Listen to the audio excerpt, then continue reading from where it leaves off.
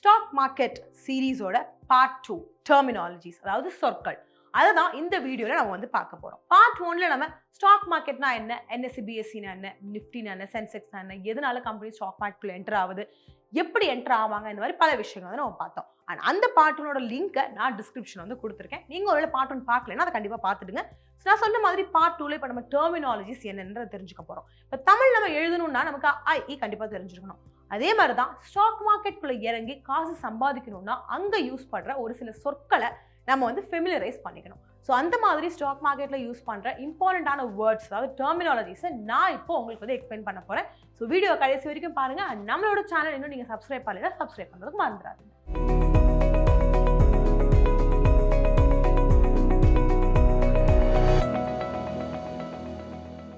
வணக்கம், welcome back to Freedom Tamil channel. நான் உங்களோட சனாரா. First word share. நான் அந்த கம்பெனியோட ஷேர்ஸ் வச்சிருக்கேன், நான் இந்த கம்பெனியோட ஷேர்ஸ் வாங்க போறேன் அப்படின்னு சொல்றாங்கல்ல, அந்த ஷேர்னா என்ன? ஸோ நீங்க என் கம்பெனி, அதாவது XYZ லிமிட்டடோட ஷேர் வாங்குறீங்கன்னா நீங்க என் கம்பெனியோட ஒரு பார்ஷியல் ஓனர்ஷிப் வாங்கிட்டீங்க. ஸோ இந்த பார்ஷியல் ஓனர்ஷிப் ஆஃப் கம்பெனி எடுக்கணும்னா நீங்க ஷேரை வந்து வாங்கணும். ஸோ ஃபர்ஸ்ட் ஒன் என்ன, ஷேர் பார்த்தாச்சு. அந்த கம்பெனியோட ஒரு பார்ஷியல் ஓனர்ஷிப், அது நமக்கு கிடைக்கக்கூடியதுதான் இந்த ஷேர் அப்படின்னு வந்து சொல்றோம். ரெண்டாவது என்ன அப்படின்னு பார்த்தோன்னா ஷேர் பிரைஸ். ஸோ என்னோட கம்பெனி XYZ லிமிட்டடை எக்ஸ்பேண்ட் பண்ணுறதுக்கு எனக்கு 1 கோடி ரூபாய் தேவை. நான் 10 லட்சம் ஷேர்ஸை வந்து பப்ளிக்கு ஆஃபர் பண்ண போகிறேன். 10 லட்சம் ஷேர்ஸை ஆஃபர் பண்ணுறேன்றப்போ ஒரு ஷேரோட ப்ரைஸ் என்னவா இருக்கும்? 1 கோடி டிவைடட் பை 10 லட்சம் போட்டோன்னா 10 ரூபாய். ஸோ 10 ரூபாய் ஒரு ஷேரோட ப்ரைஸ். இதை வந்து ஷேர் ப்ரைஸ் அப்படின்னு சொல்கிறோம். ஸோ நான் இந்த 10 லட்சம் ஷேர்ஸையும் பப்ளிக் ஆஃபர் பண்ணுறப்போ அது எல்லாமே வாங்கிட்டாங்க அப்படின்னா எனக்கு தேவையான 1 கோடி கிடச்சிடும். அந்த 1 கோடியை வச்சு நான் என் கம்பெனி நல்லா வளர்த்தி XYZ லிமிட்டடை பெருசாக்கி ப்ராஃபிட் பார்த்தேன்னா உங்களோட ஷேர் ப்ரைஸ் கூடும். ஆனால் ஒருவேளை லாஸில் போயிடுச்சுன்னா அந்த ஷேர் ப்ரைஸ் குறைஞ்சிடும். ஸோ ஃபஸ்ட்டு ஷேர்னா என்னென்னு பார்த்தாச்சு, செகண்ட் ஷேர் ப்ரைஸ்னா என்னென்னு பார்த்தாச்சு. மூணாவது ஷேர் ஹோல்டர்ஸ் யாரு? நீங்கள் என்னோட XYZ லிமிட்டோட ஷேர் வாங்குறீங்கன்னா நீங்கள் தான் ஷேர் ஹோல்டர்ஸ். இப்போ என்ன கொஸ்டின் வரும்னா, ஷேர் ஹோல்டர் ஸ்டாக் ஹோல்டர்னு சொல்கிறாங்களே, ஷேர்னா என்ன, ஸ்டாக்னா என்னன்னு? ஏறத்தாழ இது ஒன்று தான். ஒரு சின்ன டிஃப்ரென்ஸ் என்ன அப்படின்னு பார்த்தோம்னா, நீங்கள் XYZ லிமிட்டடோட ஷேர்ஸ் மட்டும் வச்சுருக்கீங்கன்னா நீங்கள் ஷேர் வச்சுருக்கீங்க, ஷேர் ஹோல்டர் அப்படின்னு கூப்பிடப்படுவீங்க. ஸோ நீங்கள் XYZ லிமிட்டடோட ஷேர்ஸும் வச்சுருக்கீங்க, ரிலையன்ஸோட ஷேர்ஸும் வச்சுருக்கீங்க, டாட்டாவோட ஷேர்ஸும் வச்சுருக்கீங்க, இன்னும் பல கம்பெனிஸோட ஷேர்ஸும் நீங்கள் வச்சுருக்கீங்க. ஸோ ஆன் த ஹோல் அதை வந்து ஸ்டாக்ஸ் அப்படின்னு சொல்லுவோம். அண்ட் யார் அதை வச்சுருக்காங்களோ அவங்கள ஸ்டாக் ஹோல்டர்னு சொல்லுவோம். ஸோ நீங்கள் வச்சிருக்கிறது ஸ்டாக்ஸ். இன்கேஸ் நீங்கள் XYZ லிமிட்டடை தாண்டி வேறு கம்பெனியோட ஷேர்ஸும் வச்சுருக்கீங்கன்னா நீங்கள் வச்சிருக்கிறது பேர் ஸ்டாக்ஸ்ன்னு சொல்லப்படும். அண்ட் நீங்கள் அத்தனை கம்பெனியோட ஷேர்ஸ் வச்சிருக்கிறதுனால உங்களை ஸ்டாக் ஹோல்டர் அப்படின்னு வந்து சொல்கிறாங்க. நெக்ஸ்ட் வேர்ட் என்ன அப்படின்னு பார்த்தோம்னா லிஸ்டட் கம்பெனிஸ். ஸோ லிஸ்டட் கம்பெனிஸ்னா என்ன? இவங்க NSEலையோ BSEலையோ லிஸ்ட் செய்யப்பட்டிருக்காங்க. அதாவது இவங்க ஆல்ரெடி ஸ்டாக் மார்க்கெட்டுக்குள்ளே என்டர் ஆயிட்டாங்க. அண்ட் அந்த கம்பெனிஸை நம்ம லிஸ்டட் கம்பெனிஸ் அப்படின்னு வந்து சொல்லுவோம். லிஸ்டட் கம்பெனிஸ் எடுத்துக்கிறப்போ இப்போ நம்ம வந்துட்டு இவங்களோட ஷேர்ஸை வாங்கணும்னா பேடிஎம் மணி யூஸ் பண்ணியோ ஜெரோதா யூஸ் பண்ணியோ நம்ம வந்துட்டு உள்ளே போயிட்டு டக்குன்னு வாங்கிக்கலாம். எப்படி வாங்க முடியுது? ஏன்னா இந்த கம்பெனிஸ் ஆல்ரெடி NSE, அதாவது நேஷனல் ஸ்டாக் எக்ஸ்சேஞ்ச்லையோ BSE பாம்பே ஸ்டாக் எக்ஸ்சேஞ்ச்லையோ லிஸ்ட் செய்யப்பட்டிருக்காங்க. லிஸ்ட் செய்யப்பட்ட கம்பெனிஸ் என்ன சொல்கிறோம்? லிஸ்டட் கம்பெனிஸ் அப்படின்னு சொல்கிறோம். செவன்த் வேர்ட் என்ன அப்படின்னு பார்த்தோம்னா unlisted companies. So unlisted companies அப்படின்னு சொல்கிறப்போ இந்த கம்பெனிஸ் வந்துட்டு NSE BSEல இன்னும் லிஸ்ட் ஆகலை. எக்ஸாம்பிள் சொல்லணும்னா எங்களோட கம்பெனி சொல்லலாம், சுவிஷன் ஹோல்டிங்ஸ் பிரைவேட் லிமிடெட். ஆனால் இதுக்கு ஷேர்ஸ் இருக்காதா அப்படின்னு கேட்டிங்கன்னா கண்டிப்பாக வந்து ஷேர்ஸ் இருக்கும். என்ன விஷயம் அப்படின்னு பார்த்தோம்னா இன்னும் ஸ்டாக் மார்க்கெட்டில் கால் எடுத்து வைக்கல. So eighth terminology face value அப்படின்னு சொல்லப்படுறது என்னன்னு பார்க்கலாம். அது தெரிஞ்சுக்கிறதுக்கு ஒரு சின்ன எக்ஸாம்பிள் நான் உங்களுக்கு சொல்கிறேன். ஸோ என்னோட கம்பெனி XYZ லிமிடெட் ஸ்டார்ட் பண்ணுறதுக்கு எனக்கு 1 கோடி ரூபாய் வந்து தேவைப்படுது. என்கிட்ட 60 லட்சம் ஆல்ரெடி வந்து இருக்குது. ஸோ 40 லட்சம் எனக்கு வேணும். ஒன்று நான் பேங்க்கில் போய் லோன் எடுக்கலாம், ஆனால் லோன் எடுத்தால் அங்கே நான் நிறைய இன்ட்ரெஸ்ட் பே பண்ண வேண்டியதாக இருக்கும். ஸோ நான் என்ன பண்ணுறேன், இன்வெஸ்டர்ஸை தேடி போகிறேன். ஸோ இன்வெஸ்டர்ஸை தேடி போகிறப்போ என்னோட கம்பெனியோட பிளானை நான் கொண்டு போய் கொடுத்து இப்படிலாம் நான் வந்து ப்ராஃபிட் பார்ப்பேன், இந்த மாதிரி கண்டிப்பாக வந்து டிமாண்ட் கூடும் அப்படின்னு சொல்கிறப்போ அவங்களுக்கு கன்வின்சிங்காக இருந்துச்சுன்னா அவங்க ஓகே சொல்லிடுவாங்க. ஸோ நமக்கு அந்த மாதிரி 4 இன்வெஸ்டர்ஸ் கிடச்சிட்டாங்கன்னு வச்சுக்கலாம். ஸோ எனக்கு 40 லட்சம் வேணும் அப்படின்றப்போ ஒரு இன்வெஸ்டர்ஸும் 10 லட்சம் வந்து போடுறாங்க. ஸோ இப்போ 40 லட்சம் இன்வெஸ்டர்ஸ் சைட்லேருந்து கிடச்சிருச்சு, 60 லட்சம் என்கிட்ட இருக்குது. ஸோ 1 கோடி என் கம்பெனியை தொடக்கிறதுக்கு என் கையில் வந்து இப்போ இருக்குது. ஸோ இந்த இன்வெஸ்டர்ஸ் 10 லட்சம் போட்டிருக்காங்க இல்லையா, அவங்களுக்கு ஒரு ப்ரூஃப் நான் என்ன கொடுப்பேன்னா என்னோட கம்பெனியோட ஷேர்ஸை வந்து கொடுப்பேன். ஸோ 60% ஆஃப் த ஷேர்ஸ் என்கிட்டயே வந்து இருக்கும், 40% ஆஃப் த ஷேர்ஸை இவங்ககிட்ட 10 நான் வந்து கொடுத்துருப்பேன். ஸோ இங்கே வந்து பார்த்தோன்னா என்னோட கம்பெனி இன்னும் NSE BSEல லிஸ்ட் ஆகலை. ஸோ NSE BSEல லிஸ்ட் ஆனால் தான் ஒரு கம்பெனிக்கு வந்து ஷேர்ஸ் இருக்கணும் அப்படின்ற அவசியம் வந்து கிடையாது. அது லிஸ்ட் ஆகிறதுக்கு முன்னாடியே கம்பெனிக்கு வந்து ஷேர்ஸ் இருக்கும். அண்ட் அந்த வேல்யூ, அதாவது ஒரு ஷேர் பிரைஸோட வேல்யூ தான் ஃபேஸ் வேல்யூ அப்படின்னு சொல்றோம். ஸோ இங்க வந்து எவ்வளோ இருக்கும், நமக்கு 1 கோடி ரூபாய் தேவை, 10 லட்சம் ஷேர்ஸ் நான் வந்து கொடுத்துருக்கேன். ஸோ 1 கோடி டிவைடட் பை 10 லட்சம் போட்டோம்னா ஒரு ஷேரோட பிரைஸ் 10 ரூபா. அந்த 10 ரூபா தான் ஃபேஸ் வேல்யூ.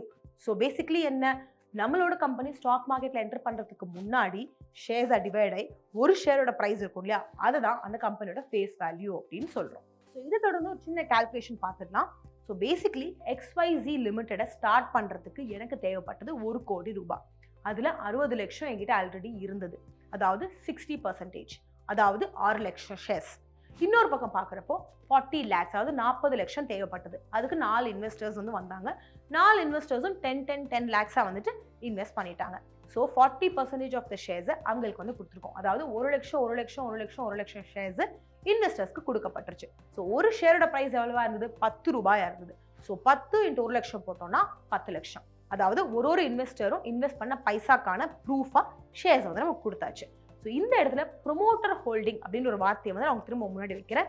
அதுக்கு மீனிங் என்ன அப்படின்னு பார்த்தோம்னா, ஆஸ் அ ஓனர் என்கிட்ட எவ்வளோ இருக்கு, இப்போ 60% ஆஃப் த ஷேர், கம்ப்ளீட் ஷேர்ல வந்து 60% என்கிட்ட வந்து இருக்கு. அண்ட் அதை வந்து ப்ரொமோட்டர் ஹோல்டிங் அப்படின்னு சொல்லுவோம். இந்த வார்த்தையை வந்து தெரிஞ்சுக்கோங்க. ஸோ 10th வேர்ட் என்ன அப்படின்னு பார்த்தோம்னா IPO, initial public offering.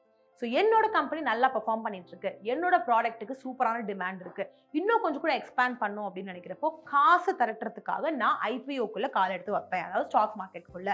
Initial public offering, அதாவது ஃபர்ஸ்ட் டைம் என்னோட ஷேர்ஸை பப்ளிக்கு நான் ஆஃபர் பண்றேன், அதுதான் IPO அப்படின்னு சொல்றோம். ஸோ IPOக்குள்ள கால் எடுத்து நான் வைக்கணும்னா SEBI அப்படின்றது ரெகுலேட்டரி பாடி, அவங்க வந்து பிக்சருக்குள்ள வருவாங்க. Securities exchange board of India, நான் சொன்ன மாதிரி இது வந்து ஒரு ரெகுலேட்டரி பாடி, அதாவது ஸ்டாக் மார்க்கெட்டுக்குள்ள எந்த ஒரு ஃப்ராட்லண்ட் ஆக்டிவிட்டிஸும் நடக்காம இருக்கிறத கண்காணிக்கிற ஒருத்தவங்கன்னு கூட வந்து சொல்லிக்கலாம். ஸோ நான் வந்து ஸ்டாக் மார்க்கெட்டுக்குள்ள கால் எடுத்து வைக்கணும்னா SEBIக்கு ஒரு புக்லெட் வந்து அனுப்பணும், அதாவது டிராஃப்ட் ரெட் ஹியரிங் ப்ராஸ்பெக்டர்ஸ் அப்படின்னு சொல்லுவாங்க.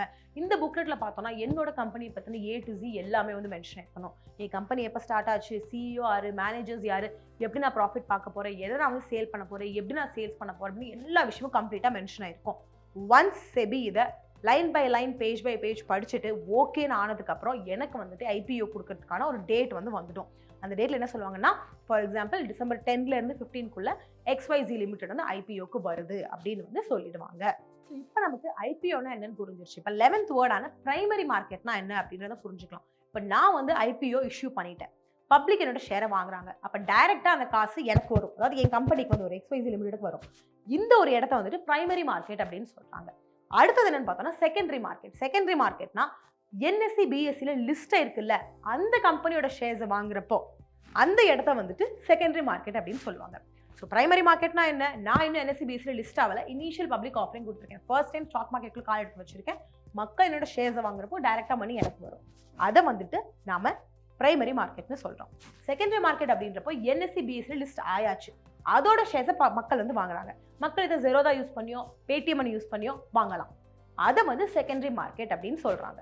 ஸோ IPOனா என்ன, பிரைமரி மார்க்கெட்னா என்ன, செகண்டரி மார்க்கெட்னா என்ன, புரிஞ்சுச்சா? 13th ஒன் என்ன அப்படின்னு பார்த்தோம்னா ஃபாலோ ஆன் பப்ளிக் ஆஃபர், அதாவது FPO. இப்போ என்னோட கம்பெனி XYZ லிமிடெட் வந்து NSE BSEல லிஸ்ட் ஆயிட்டு 4 வருஷம் ஆயிடுச்சு. 4 வருஷத்துக்கு அப்புறம் எனக்கு திரும்ப வந்து காசு தேவைப்படுதுன்றப்போ என்னோட ஷேர்ஸை நான் திரும்ப வந்து பப்ளிக்கு ஆஃபர் பண்ணலாம், அதை தான் வந்துட்டு ஃபாலோ ஆன் பப்ளிக் ஆஃபர் அப்படின்னு சொல்றாங்க. 14th ஒன் என்ன அப்படின்னு பார்த்தோம்னா மார்க்கெட் கேபிட்டலைசேஷன், இல்லைன்னா மார்க்கெட் கேப் அப்படின்னு சொல்லுவோம். இது என்ன அப்படின்னு பார்த்தோம்னா ஒரு கம்பெனியோட டோட்டல் வேல்யூ என்ன அப்படின்னு பார்க்குறது. அந்த வேல்யூவை எப்படி பார்க்கணும் அப்படின்னு பார்த்தோம்னா number of outstanding shares into the present value of share price. ஒரு எக்ஸாம்பிள் எடுத்துக்கிட்டோம்னா இப்போ என்னோட கம்பெனி XYZயோட அந்த டோட்டல் அவுட்ஸ்டாண்டிங் ஷேர்ஸ் வந்து 10,000 அண்ட் என்னோட ஒரு ஷேரோட ப்ரைஸ் வந்து 100. இப்போ என்னோட கம்பெனியோட மார்க்கெட் வேல்யூ எவ்வளோ, அதாவது மார்க்கெட் கேபிட்டலைசேஷன் எவ்வளோ, 1 லட்சம், அதாவது 10,000 × 100, 1 லட்சம். 15th one large cap. So நம்மளோட இந்த மார்க்கெட் கேபிட்டலைசேஷன் வச்சுட்டு டாப் 100ல வரக்கூடிய கம்பெனிஸை லார்ஜ் கேப் கம்பெனிஸ்னு சொல்லுவோம். இவங்களோட ஸ்டாக்ஸை லார்ஜ் கேப் ஸ்டாக்ஸ் அப்படின்னு வந்து சொல்றோம். ஸோ இதோட இந்த மார்க்கெட் கேபிட்டலைசேஷன் 20,000 crore மேலே வந்து இருக்கும், அதாவது 20,000 கோடிக்கு மேலே வந்து இருக்கும். இது வந்து லார்ஜ் கேப் ஸ்டாக்ஸ். அடுத்தது வந்து மிட் கேப் ஸ்டாக்ஸ். ஸோ இவங்க வந்து 101ல இருந்து 250 கம்பெனிஸ்குள்ள வரதுதான் மிட் கேப் ஸ்டாக்ஸ். ஸோ இவங்களோட மார்க்கெட் கேபிட்டலைசேஷன் எவ்வளோ இருக்கும் அப்படின்னு பார்த்தோம்னா 5,000 கோடிக்கு மேல 20,000 கோடிக்கு கீழே வந்து இருக்கும். இவங்களை மிட் கேப் ஸ்டாக்ஸ் அப்படின்னு சொல்றோம். ஸோ அடுத்தது பார்த்தோம்னா ஸ்மால் கேப் கம்பெனி. ஸோ இவங்க ஆஃபர் பண்ணக்கூடிய ஸ்டாக்ஸ் வந்து ஸ்மால் கேப் ஸ்டாக்ஸ். இவங்களோட மார்க்கெட் கேபிட்டலைசேஷன் எவ்வளோ அப்படின்னு பார்த்தோம்னா 5,000 crore கீழே வந்து இருக்கும். ஸோ சிம்பிள், நம்ம பார்த்தது மார்க்கெட் கேபிட்டலைசேஷனா என்ன, outstanding shares into present share price, அது ஒரு கம்பெனியோட வேல்யூவை வந்து குறிக்கும். அதுக்கப்புறம் லார்ஜ் கேப்னா என்ன, மிட் கேப்னா என்ன, ஸ்மால் கேப்னா என்னன்னு பார்த்தாச்சு. அடுத்தது ஈக்விட்டி அப்படின்னு சொல்லப்படுறது என்னன்னா ஸ்டாக் மார்க்கெட் ஷேர்ஸ், அதுதான் வந்துட்டு ஈக்விட்டி அப்படின்னு வந்து சொல்றோம். அடுத்தது டிமேட் அண்ட் ட்ரேடிங் அக்கௌண்ட் அப்படின்னு சொல்றாங்க. முந்தி காலத்துல பார்த்தோம்னா நம்ம ஷேர்ஸ் வாங்குறப்போ நமக்கு பிசிக்கலா வந்து கிடைக்கும், அதாவது ஒரு பேப்பர்ல வந்து கிடைக்கும். நீங்க பேப்பர் வந்து பார்க்கலாம், you can literally see it, you can even touch it. ஆனா இப்போ என்ன அப்படின்னு பார்த்தோம்னா டிமேட் அண்ட் ட்ரேடிங் அக்கௌண்ட்குள்ள எலக்ட்ரானிக்கா வந்துட்டு நம்ம ஷேர்ஸை வாங்கவும் விற்கவும் வந்து செஞ்சுட்டு இருக்கோம். ஸோ நீங்க வந்து ஒரு ஷேரை வாங்கணும் விற்கணும் அப்படின்னு நினைச்சீங்கன்னா ஃபர்ஸ்ட் உங்களுக்கு தேவைப்படுற ஒரு விஷயம் என்ன அப்படின்னு பார்த்தோம்னா டிமேட் அண்ட் ட்ரேடிங் அக்கௌண்ட். அது இல்லாம ஷேரை வாங்கவோ விற்கவோ வந்து முடியாது. அடுத்த வார்த்தை இன்வெஸ்ட்மெண்ட். இன்வெஸ்ட்மெண்ட், ட்ரேடிங், இது ரெண்டுக்கும் வந்து வித்தியாசம் இருக்குங்க. இன்வெஸ்ட்மெண்ட் அப்படின்றது இன்னைக்கு நான் வந்துட்டு ஒரு ஷேர் வாங்குறேன், அந்த ஷேரை நான் ஒரு நாளுக்கு மேல கையில வந்து வச்சிருப்பேன். வருஷங்கள் கூட கூட அந்த ஷேர் நல்லா பெர்ஃபார்ம் பண்ணி பிரைஸ் கூடுச்சுன்னா எனக்கு லாபம், குறைஞ்சிச்சுன்னா எனக்கு நஷ்டம். பட் இந்த இடத்துல கூடுறத பத்தி நம்ம வந்து பேசி பார்க்கலாம். ஸோ என்னோட ஷேர் நான் ஒரு 100 ரூபாய்க்கு வாங்குறேன், ஒரு 3, 4, 5 வருஷம் 10 வருஷம் கழிச்சு எனக்கு அது ஒரு 500 ரூபா வந்து கிடைக்குது அப்படின்றப்போ நான் என்னோட பைசாவை இன்வெஸ்ட் பண்ணி அதுல இருந்து ப்ராஃபிட் வந்து பார்த்திருக்கேன். ஸோ இதை வந்து இன்வெஸ்ட்மெண்ட் அப்படின்னு சொல்றோம். ஆனா ட்ரேடிங் அப்படின்றது என்ன, நாம வந்துட்டு இன்னைக்கே ஷேரை வாங்கி அந்த பிரைஸ் கொஞ்சம் கூடுற மாதிரி இருக்கிறப்போ அப்பயே வந்து வித்துருவோம். இப்போ நான் 100 ரூபாய்க்கு ஒரு ஷேரை வாங்கி 103 ரூபாய்க்கு அதை விற்கிறேன் அப்படின்னா அந்த 3 ரூபான்றது எனக்கு லாபம். இதை வந்து ட்ரேடிங்னு சொல்றோம். இன்வெஸ்ட்மெண்ட் அப்படின்றப்போ அந்த இடத்துல ஃபண்டமெண்டல் அனாலிசிஸ், டெக்னிக்கல் அனாலிசிஸ் எல்லாமே வந்து செஞ்சுட்டு கரெக்டான ஒரு இடத்துல வந்து இன்வெஸ்ட் பண்ணுவோம். ஆனால் ட்ரேடிங் அப்படின்றப்போ இந்த மாதிரி அனாலிசிஸ் செய்யணுன்ற அவசியம் கிடையாது. எந்த ஷேர் வாங்க நமக்கு ப்ராஃபிட் வரும் அப்படின்றத மட்டும் பார்த்துட்டு நம்ம வந்து செய்வோம். இதுதான் இன்வெஸ்ட்மெண்ட்டுக்கும் ட்ரேடிங்க்கும் இருக்கிற வித்தியாசம். இப்போ அடுத்து நம்ம பார்க்க போற வார்த்தை என்ன அப்படின்னு பார்த்தோம்னா மார்க்கெட் ஆர்டர். அதாவது இது இன்வெஸ்ட்மெண்ட்டுக்கும் சரி ட்ரேடிங்க்கும் சரி பொருந்தும். ஸோ நம்மளோட ஸ்டாக் மார்க்கெட்ல ஒரு ப்ரைஸ் இருக்கு இல்லையா, அந்த ப்ரைஸுக்கே நம்ம வந்து விற்கிறோம் வாங்குறோம் அப்படின்னா அந்த ப்ரைஸை வந்து மார்க்கெட் ஆர்டர் அப்படின்னு சொல்லுவாங்க. ஆனால் இதுக்கப்புறம் லிமிட் ஆர்டர் அப்படின்னு சொல்லி இருக்கு. லிமிட் ஆர்டர்னா என்ன, இப்போ நான் வந்து ஒரு ஷேரை வாங்கணும்னு நினைக்கிறேன், அது 100 ரூபாய்க்கு வந்து காமிக்குது, ஆனால் எனக்கு 90 ரூபாய்க்கு தான் அதை வாங்கணும். ஸோ நான் என்ன பண்ணுவேன்னா லிமிட் ஆர்டர் ஆப்ஷனை செலக்ட் பண்ணி வச்சுப்பேன். அங்கே 90 அப்படின்னு நான் எழுதியும் வந்து வச்சுப்பேன். ஸோ அந்த ப்ரைஸு குறையிறப்போ, அதாவது அந்த ஷேர் ப்ரைஸ் வந்து ஆட்டோமேட்டிக்லி 90க்கு வரப்போ இமீடியட்டாக அங்கே வந்து பர்ச்சேஸ் நடக்கும், நான் வந்து அதை வாங்கிடுவேன் ஆட்டோமேட்டிக்லி. ஸோ நீங்கள் என்ன பண்ணலாம், விற்கிறதாவும் சரி வாங்குறதாவும் சரி இந்த லிமிட் ஆர்டர் ஆப்ஷன் செலக்ட் பண்ணிட்டு ஒரு குறிப்பிட்ட அமௌண்ட் கொடுத்துட்டீங்கன்னா அந்த அமௌண்ட்டுக்கு அந்த ஷேர் ப்ரைஸ் ரீச் ஆகிறப்போ ஆட்டோமேட்டிக்லி வாங்குறதும் சரி விற்கிறதும் சரி நடக்கும். ஸோ மார்க்கெட் ஆர்டர்னா என்ன, அங்கே இருக்கக்கூடிய அதே ப்ரைஸுக்கு நம்ம வந்து வாங்குறோம். லிமிட் ஆர்டர்னா அந்த இடத்துல நம்ம ஒரு ப்ரைஸை கோட் பண்ணிட்டு அதுக்காக வெயிட் பண்ணிட்டு இருக்கோம். அது நடக்கிறப்போ ஆட்டோமேட்டிக்லி வாங்குறதும் சரி விற்கிறதும் சரி நடக்கும். அடுத்தது என்ன அப்படின்னு பார்த்தோம்னா GTC, அதாவது குட் டில் கேன்சல். ஸோ நம்ம லிமிட் ஆர்டர் சொன்னோம் இல்லையா, அதே மாதிரி ஒரு விஷயம் தான். பட் லிமிட் ஆர்டர் அப்படின்றது ஒரு நாளைக்கு தான் வேலிட், ஒரே ஒரு நாள் தான். பட் இங்கே சில புரோக்கர்ஸ் வந்து இந்த ஒரு ஆப்ஷன் வந்து ப்ரொவைட் பண்ணுறாங்க. 10 நாள் ஆகலாம், 30 நாள் ஆகலாம், 100 நாள் ஆகலாம். இந்த இடத்துல நீங்கள் அதே மாதிரி ஒரு நம்பர் வந்து மென்ஷன் பண்ணி கொடுத்துருவீங்க. ஸோ நான் வந்து இந்த ஷேர் 100 வரப்போ வாங்குறேன், இல்லை 90 வரப்போ வாங்குறேன் அப்படின்னு சொல்லிட்டு. ஸோ இந்த டைம் ஃப்ரேம் வந்துட்டு புரோக்கர்ஸ் ஃபிக்ஸ் பண்ணிடுவாங்க. பட் நான் சொன்ன மாதிரி நீங்கள் லிமிட் ஆர்டர் வைக்கிறப்போ ஒரு நாளும் வந்து மாற்ற வேண்டியதாக இருக்கும். பட் நீங்கள் இந்த மாதிரி குட் டில் கேன்சல் எடுத்துட்டீங்கன்னா அந்த புரோக்கர்ஸ் கொடுக்குற அந்த டைம் பீரியட் வரைக்கும் நீங்கள் கொடுத்த அந்த வேல்யூ வந்து வேலிட். ஸோ நீங்கள் 90 கொடுத்துருக்கலாம், 100 கொடுக்கலாம், வாங்கணுமா இருக்கலாம், விற்கணுமா இருக்கலாம், எதுனாலும் இட்ஸ் ஃபைன். பட் இதை நீங்கள் செலக்ட் பண்ணுறப்போ அந்த குறிப்பிட்ட நாள் வரைக்கும், இப்போ புரோக்கர்ஸ் வந்துட்டு 100 டேஸ் கொடுத்துருக்கா, அந்த 100 டேஸ் வரைக்கும் நீங்கள் கொடுத்த அந்த 90 rupees டு பை வந்து அப்படியே தான் வந்திருக்கும். அதுக்கப்புறம் யூ கேன் சேஞ்ச். ஆனால் ஒரு விஷயம் ஞாபகம் வச்சுக்கணும், எல்லா புரோக்கர்ஸும் இந்த ஆப்ஷன் வந்து கொடுக்கறது கிடையாது. ரொம்ப லிமிடெட் புரோக்கர்ஸ் தான் இந்த ஆப்ஷன் வந்து கொடுத்துட்டு இருக்காங்க. அண்ட் இதை நம்ம என்ன சொல்றோம், குட் டில் கேன்சல்ட் அப்படின்னு சொல்றோம். அடுத்தது என்ன அப்படின்னு பார்த்தோம்னா மல்டி பேக்கர். மல்டி பேக்கர்னா என்னன்னா, ஒரு ஷேர் இருக்கு, அந்த ஷேர் டபுள் ஆயிருக்கு, ட்ரிபிள் ஆயிருக்கு, 10 times 100 times அப்படின்னு சொல்லி வளர்ந்துட்டே இருக்குன்னா அந்த ஷேர்ஸை மல்டி பேக்கர் அப்படின்னு சொல்லுவோம். ஸோ அடுத்த வார்த்தை என்ன அப்படின்னு பார்த்தோம்னா ஸ்டாப் லாஸ். பேர்லயே வந்து இருக்குங்க. இப்போ பேசிக்லி நீங்கள் ஒரு ஷேர் வாங்கியிருக்கீங்க, ஒரு 100 ரூபாய்க்கு வாங்கியிருக்கீங்க, அது ஒரு 90 ரூபாய்க்கு வரப்போ ஆட்டோமேட்டிக்லி உங்களுக்கு அந்த விற்கணும் அப்படின்னா நீங்கள் ஸ்டாப் லாஸ் ஆப்ஷன் செலக்ட் பண்ணி வச்சுக்கலாம். ஒரு எக்ஸாம்பிள் நான் சொல்கிறேன். இப்போ நான் வந்து ஒரு ஷேர் வாங்கியிருக்கேன் 1000 ரூபாய். அந்த 1000 ரூபாய் ஷேர் ஒருவேளை 900 rupeesக்கு குறைஞ்சிருச்சுன்னா எனக்கு அது ஆட்டோமேட்டிக்லி போயிடணும், should get sold அப்படின்னா இந்த ஒரு ஆப்ஷன் நான் செலக்ட் பண்ணி வச்சுக்கலாம். ஸோ அதுக்கு மேலே லாஸ் போகாமல் நீங்கள் வந்து தடுக்கிறீங்க. அதனால தான் இது பேர் வந்து ஸ்டாப் லாஸ் அப்படின்னு சொல்கிறாங்க. அடுத்தது புல் மார்க்கெட். புல் மார்க்கெட் அப்படின்றப்போ ஸ்டாக் மார்க்கெட் நல்லா பெர்ஃபார்ம் பண்ணிட்டு இருக்கு, 20% ஜாஸ்தி ப்ராஃபிட் எடுத்துட்டு இருக்குன்னா அது புல் மார்க்கெட்னு சொல்றோம். பியர் மார்க்கெட் அப்படின்னு சொல்றப்போ 20% கீழே டவுன் லாசஸ்ல போயிட்டு இருக்குன்னா அது பியர் மார்க்கெட்னு சொல்லுவோம். ஸோ புல் மார்க்கெட் அப்படின்றது ப்ராஃபிட், பியர் மார்க்கெட் அப்படின்றது லாஸ். ஓகே, நெக்ஸ்ட் என்ன, டிவிடெண்ட்ஸ். டிவிடெண்ட்ஸ்னா என்ன, இப்போ ஷேர் ஹோல்டர்ஸ் இருக்காங்க. ஷேர் ஹோல்டர்னா யாருன்னு பார்த்தாச்சு, ஒரு கம்பெனியோட அந்த பார்ஷியல் ஓனர்ஷிப்பை ஷேர் அப்படின்னு சொல்லி வாங்குறாங்க, அதை வச்சிருக்கிறவங்க ஷேர் ஹோல்டர்ஸ்னு சொல்றோம். அந்த ஷேர் ஹோல்டர்ஸுக்கு ப்ராஃபிட்டை டிவிடெண்டா வந்து பே பண்ணுவாங்க. ஃபார் எக்ஸாம்பிள், நான் ஒரு கம்பெனி வச்சிருக்கேன், என்னோட கம்பெனியோட ஷேர் ஹோல்டர் நீங்க. ஓகே, ஸோ நான் வந்துட்டு என்னோட கம்பெனியில் 1 லட்சம் ப்ராஃபிட் வந்து பார்க்குறேன். அதில் 30%, அதாவது 30,000 நான் வந்துட்டு டிவிடெண்ட்ஸாக கொடுக்குறேன். ஸோ என்னோட ஷேர் ஹோல்டர்ஸ் 10,000 ஷேர் ஹோல்டர்ஸ் வந்து இருக்காங்க. ஸோ அவங்களுக்கு நான் எவ்வளோ டிவிடெண்ட் கொடுப்பேன்? 30,000 divided by 10,000 is equal to 3 per share 3 rupees வந்துட்டு டிவிடெண்டாக போகும். இந்த 3 ரூபா டிவிடெண்டை நான் மணியாகவும் கொடுக்கலாம், இல்லை எக்ஸ்ட்ரா ஷேராகவும் வந்து கொடுக்கலாம். ஸோ டிவிடெண்ட் அப்படின்னா பேசிக்கலி என்ன? ஷேர் ஹோல்டர்ஸ்க்கு நான் என் ப்ராஃபிட்டை ஷேர் பண்ணி கொடுக்குறேன் இல்லையா, அதுதான் டிவிடெண்ட் அப்படின்னு வந்து சொல்கிறோம். அடுத்தது என்ன அப்படின்னு பார்த்தோன்னா ஏர்னிங்ஸ் பர் ஷேர். என்கிட்ட ஒரு கம்பெனியோட 1000 ஷேர்ஸ் வந்துருக்கு, அதாவது 1000 ஷேர்ஸ் வந்துருக்கு. எனக்கு 1000 ப்ராஃபிட் வந்து கிடச்சிருக்கு. ஸோ 1000 ஷேர்ஸு 1000 ரூபா ப்ராஃபிட். ஒரு ஷேருக்கு எனக்கு எவ்வளோ ப்ராஃபிட்? 1 ரூபா. இதுதான் ஏர்னிங்ஸ் பர் ஷேர்னு வந்து சொல்கிறோம். அடுத்தது பிஇ ரேஷியோ, அதாவது பிரைஸ் டு ஏர்னிங் ரேஷியோ. இதுக்கு ஒரு ஃபார்முலா இருக்கு, நான் உங்களுக்கு இப்போ காமிக்கிறேன். Share price divided by earnings per share. So நம்மளோட share price 100 rupees, earning per share 10 ரூபானா PE ratio is equal to 10. So basically நம்ம வந்து 10 ரூபா ஸ்பெண்ட் பண்ணியிருக்கோம், 1 ரூபா ப்ராஃபிட் வந்து கிடைக்கிறதுக்கு. அடுத்தது பிபி ரேஷியோ, அதாவது price to book value ratio. இதுக்கு ஒரு ஃபார்முலா இருக்கு, அதையும் நான் உங்களுக்கு காமிக்கிறேன். So PB ratio is equal to market price per share divided by book value per share. மார்க்கெட்ல ஷேர் பிரைஸ் ஒரு value 100 and book value 10. So PB ratio எவ்வளோ அப்படின்னு பார்த்தோம்னா 100 டிவைடட் பை 10, 10. இது என்ன அப்படின்றத நான் அப்கமிங் மாடல்ஸ் வந்து எக்ஸ்பிளைன் பண்ணியிருக்கேன். ஸோ நெக்ஸ்ட் பார்ட் வந்து கண்டினியூஸாக பாருங்க. இப்போதைக்கு இது வந்து நமக்கு போதும். நெக்ஸ்ட் டைம் என்ன அப்படின்னு பார்த்தோம்னா 52 வீக்ஸ் ஹை. 52 வீக்ஸ் ஹை அப்படின்னா என்ன? ஒரு ஷேர் வந்து இருக்கு, 52 வீக்ஸில் அதோட ஹையஸ்ட் பீக் இருக்குல்ல, மேபி இப்போ 10,000 ரீச் ஆயிருக்குன்னா அதை வந்து 52 வீக் ஹை அப்படின்னு சொல்லுவோம்.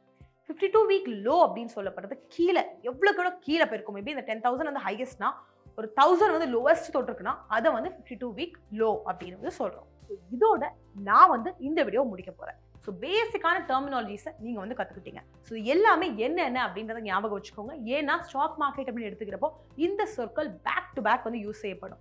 ஸோ இது வந்து புல் மார்க்கெட், இது வந்து பியர் மார்க்கெட். நீ வந்து ஷேர்ஸ் வாங்கிட்டியா, நீ தான் ஷேர் ஹோல்டர், உனக்கு டிவிடெண்ட் எவ்வளோ கிடைச்சது, இந்த மாதிரி நிறைய கொஸ்டின்ஸ் வந்து வரும். அண்ட் நீங்கள் கண்டிப்பாக வந்துட்டு ஸ்டாக் மார்க்கெட்டில் குதிச்சு நிறைய காசு வந்து ஏர்ன் பண்ணணும்னு நினைக்கிறீங்கன்னா இந்த சொற்களை நீங்கள் தெரிஞ்சு வச்சுக்கணும். அண்ட் நிறையா வந்து யூ என்கவுண்டர் இட்.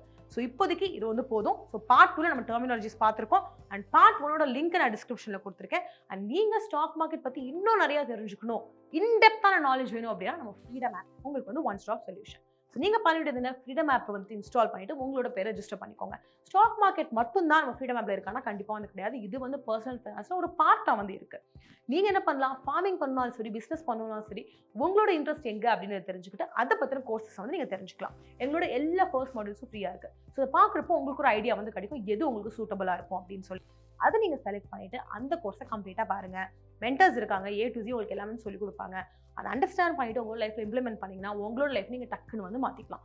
நீங்கள் பண்ண வேண்டியது என்ன, ஃப்ரீடம் ஆப்பை இன்ஸ்டால் பண்ணி உங்களோட பேர் ரெஜிஸ்டர் பண்ணிக்கோங்க. உங்களுக்கு தேவையான விஷயத்தை கற்றுக்கோங்க, உங்கள் லைஃப் வந்து மாற்றுங்க. அண்ட் இந்த வீடியோ உங்களுக்கு பிடிச்சிருந்துச்சுன்னா ஒரு தம்ஸ் அப் கொடுங்க. மற்றவங்களுக்கு பெனிஃபிஷியலாக இருக்கும்னு நினச்சினா ஷேர் பண்ணுங்க.